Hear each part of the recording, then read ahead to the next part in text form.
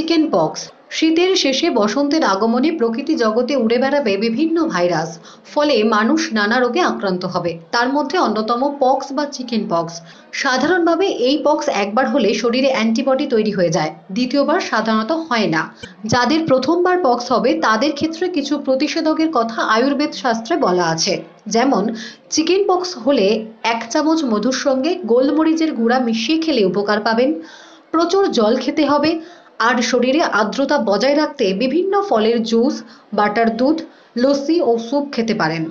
Chicken পক্সে আক্রান্তদের পর্যাপ্ত পরিমাণে ফলমূল ও শাকসবজি খাওয়ারও পরামর্শ দিয়েছেন বিশেষজ্ঞরা। খেতে হবে ভিটামিন সি সমৃদ্ধ ফল, যা সংক্রমণের সঙ্গে লড়াই করে।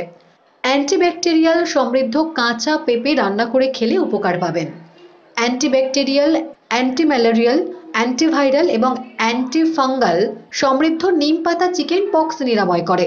তাজা নিম পাতার রস খেলে উপকার পাওয়া যায়। নিম সিদ্ধ জল দিয়ে যেখানে পক্সের গোটা হবে সেখানে ধুয়ে দিলে দ্রুত নিরাময় হবে। স্বাভাবিক মানুষেরাও যদি এই সময় থেকে এই খাদ্য তালিকা মেনে চলেন তাহলে পক্স থেকে দূরে থাকতে পারেন।